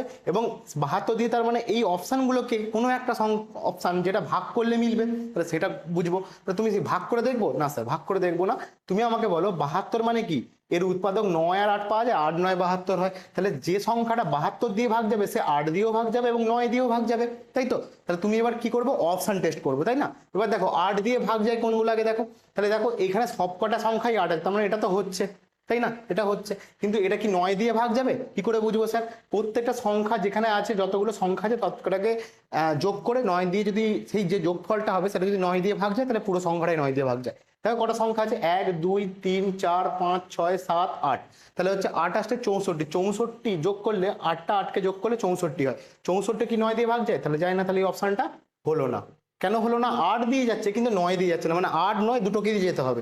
তাহলে দেখো পরের অপশন, অপশন বিতে দেখো কটা আছে, দেখো এখানে এর থেকে একটা বেশি আছে, 1 2 3 4 5 6 7 8 9, তাহলে 8 9 72, তাই তো? তাহলে যোগ করলে 8টা 9কে যদি আমি যোগ করি, মানে 9টা 8কে যদি আমি যোগ করি তাহলে কত হবে? 72। তাহলে 72কে কি 8 দিয়ে ভাগ যায়? মানে 8 দিয়ে তো দেখতেই পাচ্ছি সবই 8 আছে, 8 দিয়ে তো ভাগ যাবে, 9 দিয়ে ভাগ যায়, হ্যাঁ স্যার 8 9 72 হয়। তাহলে এটা অপশন হতে পারে, তাহলে এটাই অপশন, এটাই উত্তর হবে। বাকিগুলো কেন হবে না একটু দেখে নাও। দেখো এখানে তুমি এখানে করতে পারো, এটাকে দেখো 9 দিয়ে ভাগ যাচ্ছে, 9 দিয়ে ভাগ যাচ্ছে, 9 দিয়ে ভাগ যাচ্ছে, 9 দিয়ে ভাগ যাচ্ছে, তাহলে কটা পড়ে থাকছে? 1 2 3 4 5, 5টা 8 পড়ে থাকছে, 5 8 40, 40কে 9 দিয়ে ভাগ যায় না, তাহলে এই উত্তরটা হলো না। বুঝতে পেরেছি? আমরা ভালো করে তোমাদের বলে দিচ্ছি, এরম টাইপের কোশ্চেন আমরা প্র্যাকটিস সেটাও করেছিলাম, ভালো করে বুঝে নাও, এরম টাইপের কোশ্চেন আসার কিন্তু প্রচুর চান্স আছে। দেখো এর ক্ষেত্রে কি হবে স্যার, 9 9 9 9 9 9 9 9, সব কটা 9 দিয়ে আছে, তাহলে 9 দিয়ে ভাগ যাবে, কিন্তু 8কে 9 দিয়ে ভাগ যায় না, তাহলে যোগফলটা যেটা হবে 8টা, সেটা তো আর 8 দিয়ে ভাগ যাবে না, তাহলে এটা উত্তর হলো না। তাহলে উত্তর কোনটা হলো? অপশন বি হয়ে যাবে রাইট আনসার। ঠিক আছে, চলো পরবর্তী কোশ্চেন 23 নম্বর কোশ্চেনে যাই। দেখো 23 নম্বর কোশ্চেনটা কি বলেছে, বলছে যদি n একটি ঋণাত্মক সংখ্যা হয় তাহলে নিম্নলিখিত কোনটি ক্ষুদ্রতম? তোমরা পজ করো, পজ করে নিজেরা করো, এবার ফিরে এসো আমার সলিউশনটা দেখে নাও। বলছে n একটি ঋণাত্মক সংখ্যা, তাই তো? ঋণাত্মক সংখ্যা কাকে বলে? মানে নেগেটিভ সংখ্যা। n হচ্ছে একটা নেগেটিভ সংখ্যা, নেগেটিভ মানে হচ্ছে মাইনাস দিয়ে সংখ্যা। তাহলে তুমি একটা যে কোনো কিছু একটা অ্যাজাম্পশন করতে পারো, বেশি দূরে যাওয়ার দরকার নেই, -1 ধরো, তাহলে নেগেটিভ ঋণাত্মক সংখ্যা, আর 1 ধরেছি আমি সংখ্যাটাকে, তাহলে n এর ভ্যালু আমি ধরেছি কত? -1। এটা খুব ভালো করে বুঝে রাখো, ঠিক আছে? -1 ধরে রেখেছি। এবার বলছে নিচের কোনটি ক্ষুদ্রতম, মানে কোনটা ছোট মান? তাহলে দেখো 0, এখানে তো কিছু করতে পারবো না, এখানে n নেই, তাহলে এটা 0, ঠিক আছে, অসুবিধা নেই। দেখো এখানে দেখো -n আছে, তাহলে মাইনাস আর n এর ভ্যালু কত ধরেছো? -1। ভালো করে দেখো, n এর ভ্যালু তুমি -1 ধরেছো, আর আগে থেকে একটা মাইনাস দিয়ে রেখেছে, তাহলে মাইনাসে মাইনাসে গুণ করলে স্যার কি হবে স্যার? +1 হয়ে যাবে, তাই তো? ঠিক আছে, তাহলে এর ক্ষেত্রে দেখো সি এর ক্ষেত্রে কি হবে, দেখো 2 × n, n এর ভ্যালু কত ধরেছো? -1, তাহলে -1 যদি গুণ করা হয় তাহলে কত হবে, 2 1 কে 2 আর মাইনাসে প্লাসে মাইনাস, তাই তো? তাহলে কত হলো এটা, -2। দেখো এর ক্ষেত্রে কি হবে, এন এর ভ্যালু তুমি -1 ধরে রেখেছো, তাহলে -1 কে কি করতে বলেছে, স্কোয়ার করতে বলেছে। তাহলে স্কোয়ার করলে কি হবে, দেখো 1 1 গুণ করলে 1 হয়, আর মাইনাসে মাইনাসে গুণ করলে প্লাস হয়, তাই তো? তার মানে কত হচ্ছে, +1 হচ্ছে। এবার তুমি বলো 0 +1 -2 আর +1 এর মধ্যে সব থেকে ছোট কোনটা? আমরা সেই সিরিজ জানি, এরকম ভাবে রেখাচিত্র জানি, এদিকটা 0, এদিকটা মাইনাস, এদিকটা প্লাস, তাহলে কোনটা সব থেকে ছোট হয়, যেদিকে মাইনাসে সব থেকে যেদিকে বড় হয়, 1 2 3 4 করে এদিকে যাচ্ছে, তাহলে দেখো সব থেকে মাইনাসে কোনটা বড়, স্যার মাইনাসে হচ্ছে তোমার ক্ষুদ্রতম হচ্ছে তোমার -2, সব থেকে যেটা ওইদিকে যাচ্ছে সেটা হচ্ছে সব থেকে ক্ষুদ্রতম, যত তুমি ওইদিকে বাড়াবে তত তোমার হচ্ছে ক্ষুদ্রতম দিকে যাবে। তাহলে উত্তর কোনটা হলো স্যার, অপশন সি হয়ে যাবে রাইট অ্যান্সার, 2n হয়ে যাবে তোমার রাইট অ্যান্সার। চলো পরবর্তী কোশ্চেনে যাই, 23 24 নম্বর কোশ্চেনটা দেখো। 24 নম্বর কোশ্চেনটা কি বলেছে, 0.54 1.8 এবং 7.2 এর গসাগু বার করতে বলেছে, নিজেরা করো। এবার দেখো উত্তরটা কি হবে, তাহলে এদের তিনজনের আমাকে গসাগু বার করতে বলেছে, তাহলে কোনো অসুবিধা নেই। বলো আমি 0.54 কে আমরা 54/100 লিখতে পারি, কি করে স্যার? হ্যাঁ স্যার লিখতে পারি, কারণ কি, এই যে দশমিক যদি তুলি, দশমিকের পর দুটো ঘর আছে, মানে নিচে একের গায়ে দুটো শূন্য বসবে, তাহলে এটা একটা সংখ্যা পেলাম। 18টাকে কিভাবে লিখতে পারি, 8.1টাকে দেখো দশমিক তুললে 10 হবে নিচে, কারণ দশমিকের পর এক ঘর আছে। তারপরটা কি আছে, 72 মানে 7.2, এটাকে দশমিক যদি আমি তুলি তাহলে কত হবে স্যার, এরও নিচে 10 হবে। তাহলে আমি তিনটে ভগ্নাংশ পেয়ে গেলাম। এবার ভগ্নাংশের গসাগু করতে গেলে কি করতে হয় স্যার, উপরের গুলোর গসাগু আর নিচের গুলোর লসাগু, এটা মনে রাখবে, তাই তো? তাহলে উপরে কি আছে, 54 18 আর 72, এদের তিনজনের কি করতে হবে, আমাকে গসাগু বানাতে হবে। গসাগু মানে কি, সব থেকে ছোট সংখ্যাটা যেটা সবাইকে দিয়ে ভাগ যায়, বলো 18 দেখো 54 দিয়েও ভাগ, 54কেও ভাগ যায়, 72 দিয়েও ভাগ যায়, তাই তো? তাহলে গসাগু করতে হবে স্যার 18। তুমি এখানে করে নিতেও পারো এইভাবে, 54 18 72 এইভাবে লিখেও করতে পারো, কোনো অসুবিধা নেই। তাহলে গসাগু দেখবে 18ই হচ্ছে। আর লসাগু কি হবে, দেখো সবচেয়ে বড় সংখ্যাটা 110 আর 10 এর মধ্যে কোনটা বড় সংখ্যা, 100, 100 দিয়ে সব কটাকে ভাগ যায়, তাই তো? তাহলে উত্তর কোনটা হলো স্যার, এখানে যদি আমি দশমিক আবার ফিরিয়ে দিই, তাহলে দু ঘর পর বসবে বাঁ দিক ডান দিক থেকে, তাহলে কত উত্তর হবে, 0.18, তাই তো? উত্তর কোনটা হলো, অপশন সি হয়ে যাবে রাইট অ্যান্সার, 0.18। ঠিক আছে, চলো পরবর্তী কোশ্চেনে যাই। দেখো 24 25 নম্বর কোশ্চেনটা বলছে, 5টি সংখ্যার গড় 27, একটি সংখ্যা বাদ দিলে গড় হয় 25, বাদ দেওয়া সংখ্যাটি কত, নিজেরা করো। এবার চলে এসো, ফিরে এসো এখানে, আমি করে দিচ্ছি, দেখে নাও। বলছে 5টি সংখ্যার গড় দেওয়া যায় 27, তাহলে 5টা সংখ্যার যোগফল আমি বার করিনি প্রথমে, তাহলে 5-এর সঙ্গে 27 গুণ করলে স্যার 5টা সংখ্যার যোগফল আমি পাবো। তাহলে 5টা সংখ্যার যোগফল কত হবে বলো, 27 সঙ্গে 5 গুণ করলে স্যার 135 হয়, তাই তো? আচ্ছা, এবার বলছে একটা সংখ্যা বাদ দিয়ে দেওয়া হলো, দিয়ে গড় হচ্ছে কত, গড় বলেছে 25, তাহলে একটা সংখ্যা বাদ দিয়ে দেওয়া মানে কি, 4, 4টে সংখ্যা হয়ে গেছে, এখন গড় হয়েছে কত, 25, তাহলে তাদের যোগফলটা কত হবে, 4 25 100। তাহলে কোন সংখ্যাটাকে বাদ দিলাম স্যার, 35 সংখ্যাটাকে বাদ দিলাম। দেখো এদের মধ্যে বিয়োগ করলেও পেয়ে যাবো আমি, 35 নম্বর সংখ্যাটাকে বাদ দিয়েছি বলে তাই তোমার 100 গড় হয়ে গেছে। তাহলে উত্তর কোনটা হলো, অপশন সি হয়ে যাবে রাইট অ্যান্সার, যেটা হচ্ছে 35 নম্বর সংখ্যাটাকে বাদ দেওয়া হয়েছে। চলো 26 নম্বর কোশ্চেনটা যাই। দেখো বলছে একটি সংখ্যার 25% সাথে 150 যোগ করলে সংখ্যাটিই পাওয়া যায়, ঠিক আছে? সংখ্যাটি কত, নিজেরা করো। দেখো আমি করে দিচ্ছি, দেখে নাও। বলছে একটি সংখ্যার 25% মানে আমি একটা সংখ্যা ধরলাম এক্স, তার 25% মানে 25/100, ঠিক আছে? আচ্ছা, এবার বলছে তার সঙ্গে 150 যোগ করলে মানে 150 যদি যোগ করা হয়, মানে এই সংখ্যাটার 25% সঙ্গে 150 যদি যোগ করা হয়, তাহলে সংখ্যাটাই ফেরত পাওয়া যায়। কি পাওয়া যায়, সংখ্যাটাই। তার মানে কি, যে সংখ্যাটাকে ধরেছি আমি, কত ধরেছি, এক্স ধরেছি, তাহলে সেই সংখ্যাটাই ফেরত পাওয়া যাবে, তাই তো? তুমি অপশন টেস্টও করতে পারতে, কোনো অসুবিধা নেই, তুমি এইখান ভাবেও করতে পারো। দেখো 25 দিয়ে এটাকে কাটানো হয়, কত হবে, 1/4, তাই তো? তাহলে x/4 মানে এক্স এর সঙ্গে 1 গুণ হলো, আর 4-এর সঙ্গে নিচে এক্স এর নিচে কিছু নেই মানে 1 আছে, তাহলে 4 1 4, তাহলে প্লাস হচ্ছে তোমার 150 ইজিক্যাল টু এক্স। এবার এক্সটাকে ওইদিকে নিয়ে যাও বা ওইটাকে এদিকে নিয়ে এসো, তাহলে এক্স আমি এইটাকে এই পাশে নিয়ে আসছি, তাহলে এক্স মাইনাস x/4, আর এটাকে তোমার 150 পড়েই থাকলো পাশে, তাহলে আমি এইটা ঘুরিয়ে লিখলাম। তাহলে এখান থেকে কত হবে, 4x মাইনাস এক্স বাই তোমার হচ্ছে 4 ইজিক্যাল টু 150, তাই তো? তাহলে এখান থেকে দেখো কত হবে উপরে, তোমার হচ্ছে 3x আর এটাকে 150, তার মানে হচ্ছে আমি এখানটা করে লিখছি, চলো।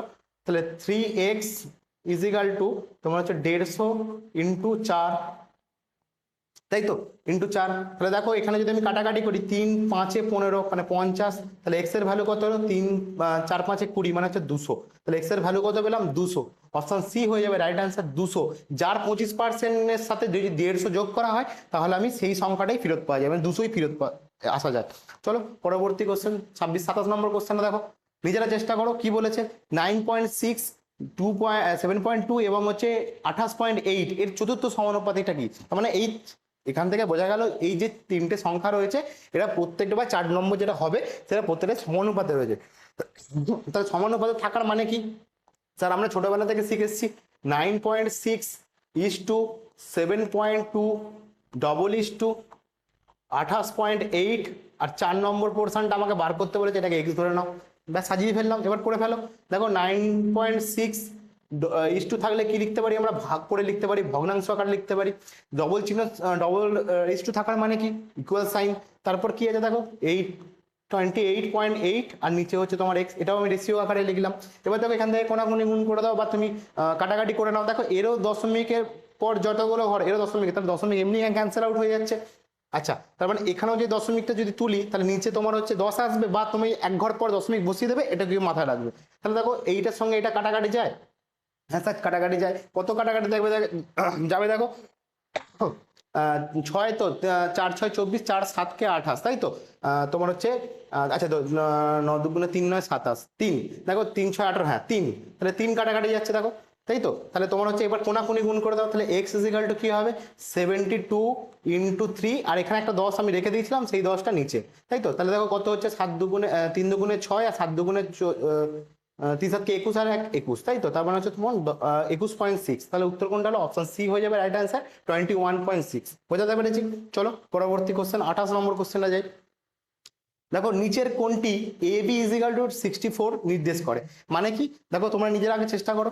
বলছে এ বি যদি 60, মানে এ আর বি এর গুণফল তোমাকে যদি 64 বলে দেওয়া আছে, মানে আমাকে দেওয়া আছে এ বি ইজিক্যাল টু 64, মানে এ আর বি গুণ করলে 64 হয়, তাহলে এর মধ্যে চারটে অপশনের মধ্যে কোনটা সঠিক এই কন্ডিশনটা ফুলফিল করছে? তাহলে এক এক করে দেখি না কি আছে।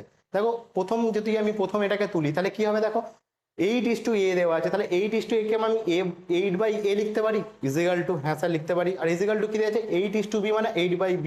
তাহলে দেখো এটা কোনো কারণে কি কোনাকুনি গুণ করে স্যার ab আসবে? স্যার আসবে না, তাহলে এই উত্তরটা হলো না। দেখো পরেরটা দেখো a/16 ইজিক্যাল টু b/4, তাই তো? তাহলে এটাও দেখো কোনাকুনি গুণ হয়, ab কখনোই আসবে না, কারণ কোনাকুনি গুণ হয় আমরা জানি সমান চিহ্নের এদিকে ভগ্নাংশ দুটো থাকলে, তাহলে এটাও উত্তর হলো না। আচ্ছা তারপরেরটা দেখো a/8 ইজিক্যাল টু b/8, এটাও দেখো কোনাকুনি গুণ আসলে কোনো কারণেই তোমার হচ্ছে ab আসবে না, তাহলে এটাও উত্তর হলো না। তাহলে উত্তর কোনটা হবে? অপশন ডি হয়ে যাবে রাইট অ্যান্সার। কি করে হচ্ছে একবার দেখে নাও। দেখো 32 বাই তোমার হচ্ছে a ইজিক্যাল টু b/2, দেখো কোনাকুনি যদি গুণ করি আমি তাহলে দেখো 32 দুগুণে কত হয় 64, তাহলে আর a আর b গুণ করলে ab, দেখো এটাই ফুলফিল করছিল, তাই না? তাহলে অপশন ডি হয়ে যাবে তোমার রাইট অ্যান্সার। ঠিক আছে 28। চলো 29 নম্বর কোশ্চেনটা যাই। দেখো 29 নম্বর কোশ্চেনটা কি বলেছে? বলছে একটি পাত্রে কালো এবং সাদা মার্বেল আছে, যদি পাত্রে 10টি মার্বেল থাকে তাহলে নিচের কোন অনুপাতটি কালো ও সাদা মার্বেলের অনুপাত হবে না? ঠিক আছে নিজেরা করো, তারপর আমি বলে দিচ্ছি। ভিডিও পজ করো, দেখো। চলো এবার এসো এখানে, আমাকে কিন্তু বলেছিল কোনটা হবে না, ঠিক আছে? তাহলে একটু ভালো করে খেয়াল করে দেখো। দেখো আমি অপশানগুলোকে যদি অর্ডার আউট করি তাহলেই পেয়ে যাবো। তাহলে দেখো প্রথম আমার অপশান কি দিয়ে আছে 1:4, তাহলে আমি সংখ্যাটাকে ধরছি একটা হচ্ছে এক্স, মানে হচ্ছে একটা সংখ্যা এক্স মানে 1x, আর একটা হচ্ছে তোমার 4x, তার মানে এদের দুজনে যোগ করলে 10 হবে। হ্যাঁ স্যার হওয়া উচিত তো, তাই তো? তাহলে দেখো যোগ করলে কি হবে sir? Sir 5x is equal to sir কত হবে 10, তাহলে x ইজিক্যাল টু কত হলো স্যার 2, তাহলে x এর ভ্যালু যদি 2 হয় তাহলে একের ভ্যালু বা x এর ভ্যালু কত হবে স্যার 2, আর 4 এর ভ্যালু কত হবে 4 দুগুণে 8, তাহলে এদের দুজনে যোগ করে তার 10 আসছে তো, তার মানে এটা হচ্ছে, তাই তো? এটা হচ্ছে মানে উত্তর হচ্ছে না, মানে এটা 10 হওয়ার কথা। আমাকে জানতে চাইলে কোনটা হবে না, ঠিক আছে? দেখো এই 7 তুমি এমনি নর্মাল যোগ করলেও পারো। এবার দেখো 7 আর 3 যোগ করলে স্যার 10 হয়, তার মানে এটাও হবে।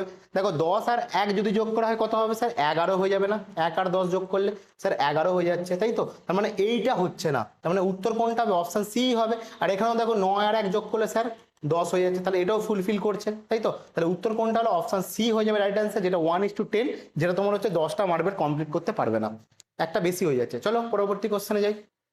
আজকে দেখো ম্যাথের লাস্ট কোশ্চেন 30 নম্বর কোশ্চেনটা কি বলেছে? যদি √2 ইজিক্যাল টু রেশিও, মানে রেশিও ব্র্যাকেটের মধ্যে দেওয়া আছে 1 plus √3 double is to √6:x হলে তাহলে x এর সমান কত, মানে x এর মান কত হবে সেটা জানতে চাইছে। তোমরা নিজেরা করো। এবার যদি পজ করে দেখা হয়ে গেছে চলো এখানে চলে এসো, এবার দেখো কিভাবে করছি। তাহলে √2 বাই তোমার হচ্ছে আমি রেশিওকে বাই দিয়ে লিখতে পারি 1 প্লাস হচ্ছে √3, হ্যাঁ স্যার। তা ডবল ইস টু কে কি লিখতে পারি, সমান চিহ্ন √6 বাই হচ্ছে তোমার এক্স। এবার কি করবো স্যার, কোনাকুনি গুণ করে দাও, কোনো অসুবিধা নেই। তাহলে দেখো এক্স রুট মানে 2 এর সঙ্গে যদি গুণ হয় তাহলে এক্স √2 ইজিক্যাল টু, দেখো এটার সঙ্গে টোটালটা গুণ হবে মানে 1 প্লাস √3, তার সঙ্গে কত গুণ হবে স্যার, √6 গুণ হবে।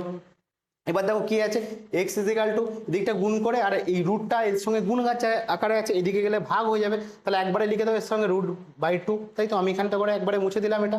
ঠিক আছে, চলো এক্স এর ভ্যালু পাচ্ছি এটা। তাহলে এখান থেকে দেখো আমরা কি করবো, এবার আমরা একটা জিনিস করতে পারি, অবভিয়াসলি করতে পারি। সেটা কি করতে পারি স্যার, আমি আগে গুণ করে নিতে পারি, অথবা আমি এই নিচে রুট কখনো থাকতে পারে না, আমি আগে করোনেশন করে নিতে পারি।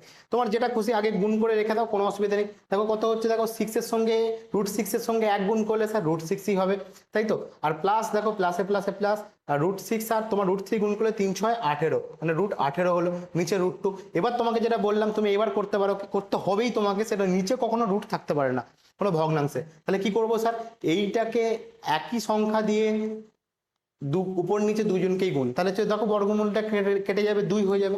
তাহলে দেখো উপরে কত আসছে, 2 3 6 দুগুণে 12, মানে হচ্ছে √12, প্লাস হচ্ছে তোমার এটা দেখো কত হচ্ছে 18 দুগুণে 36, তাই তো। আর নিচে কত দেখো √2 গুণ করলে 2 হয়, তাই তো। এবার দেখো এই √12টাকে আমি কি ভাঙতে পারি, হ্যাঁ স্যার। দেখো 3 ইন্টু 2 ইন্টু 2, তাই না, 3 দুগুণে 6 6 দুগুণে 12, তাহলে এখান থেকে কি বেরিয়ে আসছে, দেখো 2 বেরিয়ে আসছে, √3 পড়ে থাকছে, তাই তো। তাহলে হচ্ছে এখান থেকে লিখতে পারি 2√3, তাই তো।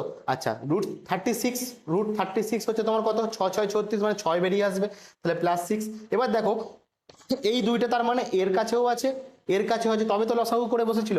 এই 2 2 কেটে গেল, এই 2 কাটলে 3, তার মানে কত উত্তর হলো স্যার, √3 প্লাস তোমার 3। তাহলে উত্তর কোনটা হলো স্যার, অপশান দেখো এ উত্তর হয়ে গেল, অপশান √3 প্লাস হচ্ছে তোমার 3। ঠিক আছে, চলো পরবর্তী কোশ্চেনে যাই। এবার দেখো তোমাদের জিআই এর কোশ্চেন আসছে, 31 নম্বর কোশ্চেন। দেখো একটি তীরের মুখ উত্তর দিকে, পরেরটি পূর্ব দিকে, তারপরেরটি দক্ষিণ দিকে, পরেরটি কোন দিকে হবে। ঠিক আছে, তোমরা এটা সিরিজে তোমরা করো। দেখো উত্তরটা কি হবে, বলছে আমরা আগে বলে নিই, এদিকটা আমাদের নর্থ বলা হয়, এদিকটা ইস্ট বলা হয়, এদিকটা সাউথ বলা হয়, এদিকটা ওয়েস্ট বলা হয়, এটা আমরা সবাই জানি মোটামুটি। এবার দেখো তোমাকে বলেছে একটা তীরের মুখ প্রথমে কোন দিকে আছে স্যার, প্রথমে উত্তর দিকে আছে। আমি এটা তীর আঁকলাম, সেটা প্রথমে উত্তর দিকে মুখ করে রয়েছে, ঠিক আছে। তাহলে ওই দিকে নর্থের দিকে মুখ করে রয়েছে। পরেরটা পূর্ব দিকে মুখ করেছে, পরেরটা কিরম ভাবে রয়েছে স্যার, এইরকম ভাবে রয়েছে, তাই না। পরেরটা পূর্ব দিকে মুখ, এদিকটা পূর্ব দিক, তাই তো। তারপরেরটা কি দিয়ে, পরেরটা দক্ষিণ দিকে বলেছে, তার মানে পরেরটা কোন দিকে মুখ করে আছে স্যার, দক্ষিণ দিকে মুখ করে আছে, নিচের দিকে মুখ করে আছে। তাহলে তারপরটা কোন দিকে, দেখো তোমার ক্লক ওয়াইজ ঘুরছে, কিন্তু 90 ডিগ্রি অ্যাঙ্গেলে ঘুরছে। তাহলে এটা 90 ডিগ্রি পর এদিকে গেছে, তারপর 90 ডিগ্রি আবার ঘুরেছে এদিকে, তারপরটা আবার 90 ডিগ্রি কোন দিকে ঘুরবে স্যার, এইদিকে ঘুরবে। তাহলে এবার কোন দিকে মুখ করে থাকবে স্যার, ওয়েস্টের দিকে, তাই তো। তাহলে কোন দিকে, দেখো ওয়েস্ট মানে হচ্ছে পশ্চিম, তাহলে অপশন বি হয়ে গেল তোমার রাইট অ্যান্সার, পশ্চিমের দিকে থাকবে। ঠিক আছে, খুবই ট্রিকি কোশ্চেন, এগুলো ভালো করে দেখবে। চলো 32 নম্বর কোশ্চেনটা কি বলেছে দেখো, বলছে এ হলো বি এর মা, সি হলো এর পুত্র, ডি হলো ই এর ভাই, ই হলো বি এর কন্যা, তাহলে ডি এর দিদিমাকে। চলো দেখা যাক কি হয়। দেখো বলছে এ হলো বি এর মা, তাহলে বি বলে একজন রয়েছে, সেটা ভদ্র মহিলা হতে পারে বা ভদ্রলোক হচ্ছে, আমি জানি না এখনো পর্যন্ত। বি এর মা হচ্ছে এ, তাই তো, ইনি হচ্ছেন বি এর মা, তার মানে মা মানে হচ্ছে, মা মানে বলছে ইনি হচ্ছে নেগেটিভ ধরলাম, আমি মেয়ে মহিলাকে নেগেটিভ ধরছি, আর ছেলেদেরকে পজিটিভ আকারে ধরবো। এবার দেখো সি হলো এর পুত্র, তাহলে এর একজন পুত্র আছে, সি হলো সি, পুত্র যেহেতু বলেছে তার মানে পজিটিভ, তাই তো। আচ্ছা এবার দেখো কি বলছে, বলছে ডি হলো ই এর ভাই। দেখো ডি আর ই এখানে কোথাও নেই, তাহলে আলাদা করে লিখলাম আমি, ডি হলো ই এর ভাই, ই এর ভাই হচ্ছে ডি, মানে হচ্ছে পজিটিভে লিখলাম। আর এটা এখনো জানি না আমি কি আছে, তাহলে এটা ভাই, এদের মধ্যে সম্পর্ক ভাই। আচ্ছা এবার দেখো বলছে ই হলো বি এর কন্যা, ই বলছে বি এর কন্যা, তাহলে বি এর কন্যা হলো ই, তার মানে এটা নেগেটিভ কন্যা, তাই না।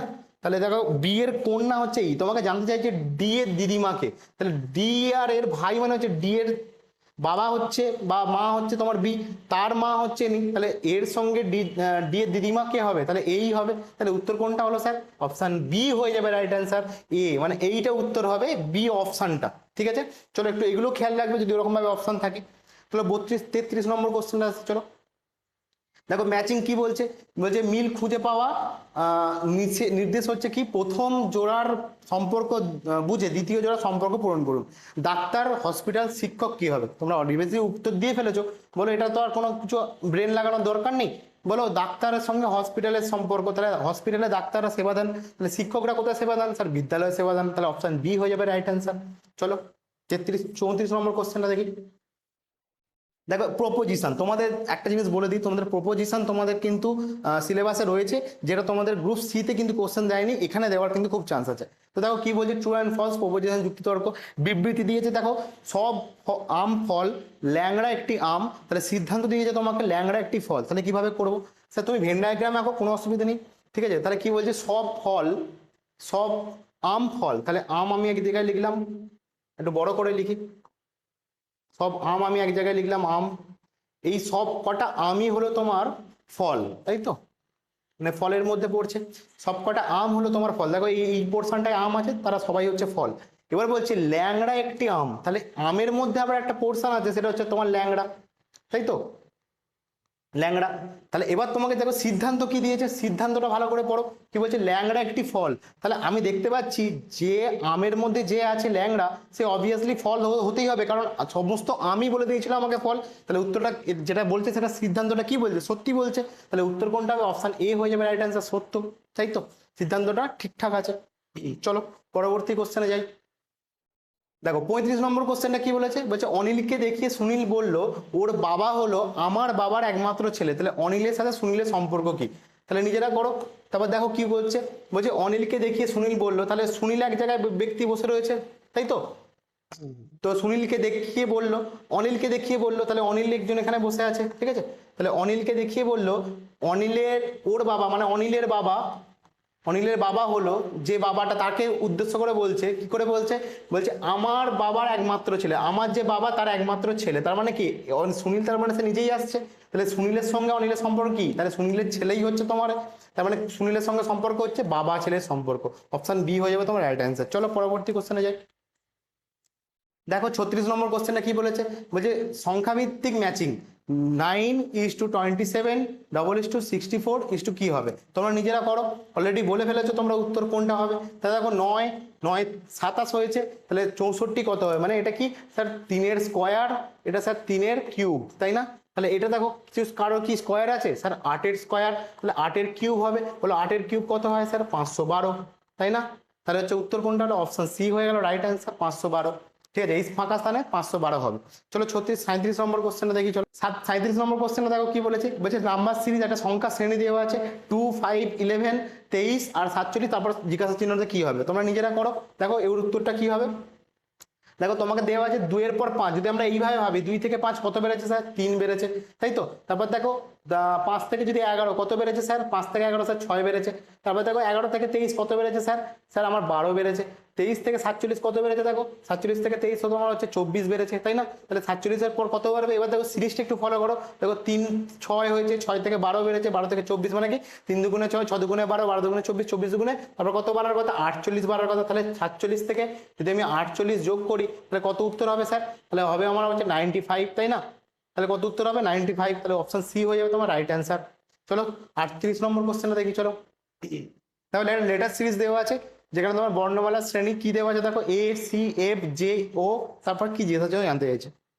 এটা তুমি সিরিজ দেওয়া আছে মানে তুমি সিরিজালি, তুমি নর্মালি ইকুয়েশন অনুযায়ী করো। দেখো অ্যালফাবেটিক্যালি এর পর সি হয়েছে, তার মানে মাঝে কে আছে, বি ছিল। দেখো সি এর পর এফ হয়েছে, তাহলে কি আছে, সি পর এ বি সি, ই, তারপর ই F, A B C D ই, তাই তো, ডি ই তারপর এফ, তার মানে দুটো ঘর বেড়েছে। তারপর দেখো এফ এর পর জে হয়েছে কত, ই এফ,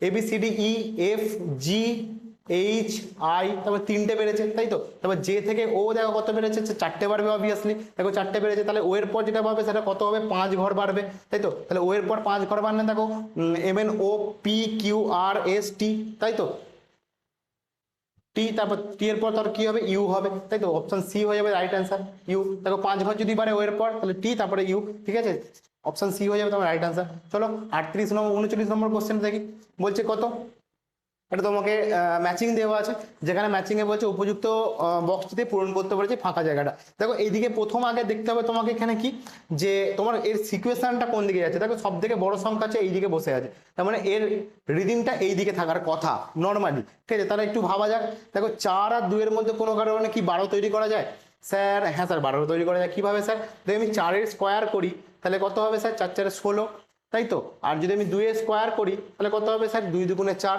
তাহলে 16 থেকে যদি আমি 4 বাদ দিই তাহলে কত হবে স্যার, 12, তাই না? তাহলে ইকুয়েশনটা কি তৈরি করলাম, তা 4 স্কোয়ার মাইনাস 2 স্কোয়ার কত হলো স্যার, 12। তারপরটা দেখো 5 স্কোয়ার মিলছে নাকি দেখে নাও, 5 স্কোয়ার মাইনাস 3 স্কোয়ার, দেখো 5 5 25, 3 3 9, তাহলে বিয়োগ করলে স্যার 16 হয়। ঠিক আছে, তাহলে এই দুটো যদি ঠিক থাকে তাহলে পরেরটা সেম ভাবে করো, তাহলে 7 স্কোয়ার মাইনাস তোমার হচ্ছে 5 স্কোয়ার, 7 7 কে কত হয় 49, 49 5 5 25, তাহলে বিয়োগ করলে কত হবে দেখো 24, তাই না? তাহলে উত্তর কোনটা হলো স্যার, অপশন বি হয়ে যাবে তোমার রাইট অ্যান্সার 24। চলো আজকে শেষ কোশ্চেন, 40 নম্বর কোশ্চেন কি বলে দেখো, জিআই এর নিচের কোনটি এই গোষ্ঠীর অন্তর্ভুক্ত নয়, নয় বলেছে তোমাকে, একটু খেয়াল রাখবে, নয় বলেছে, এটা কোন গোষ্ঠী অন্তর্ভুক্ত নয়। তোমাকে কি কি দেওয়া আছে দেখো, রম্বস দেওয়া আছে, সামন্তরিক দেওয়া আছে, গোলক দেওয়া আছে, ট্রাপিজিয়াম দেওয়া আছে, বলো কি উত্তর হবে, অবভিয়াসলি গোলক উত্তর হবে। কারণ কি দেখো, এটা একটা তোমার একতল বিশিষ্ট, বাদ বাকি সমান তোমার, তুমি বাহু দিয়েও বলতে পারো একই ব্যাপার, ঠিক আছে? এগুলো তোমার হচ্ছে 4 তল বিশিষ্ট, তোমার হচ্ছে সামন্তরিক 4টে বাহু, এরও 4টে বাহু, ট্রাপিজিয়ামও 4টে বাহু, তোমার হচ্ছে গোলকে শুধু তোমার একটাই বাহু দিয়ে তৈরি হয়, একই তল আছে, ঠিক আছে? সেই হিসাবে তুমি বলতে পারো তাহলে উত্তর কোনটা হবে, অপশন সি হয়ে যাবে রাইট অ্যান্সার। আশা করি বুঝতে পেরেছো। চলো তাহলে যদি তোমাদের আজকে তোমাদের 40টা কোশ্চেন হয়ে গেল, তোমরা সবাই কিন্তু কমেন্ট সেকশনে কত পেলে আজকের অন্তত স্পেশাল সেট 4-এ তোমরা কত পেলে সেটা কিন্তু তোমরা অবভিয়াসলি জানাবে কমেন্ট সেকশন অ্যাজ ইউজুয়াল তোমরা যেমন জানাও। আর যদি তোমাদের কোনো সাজেশন থাকে বা কোনো যদি কোনো বক্তব্য থাকে সেটাও তোমরা বলতে পারো। আর যদি ভিডিওটা ভালো লাগে তাহলে লাইক শেয়ার সাবস্ক্রাইব করে দিও। Thank you, stay tuned, bye by.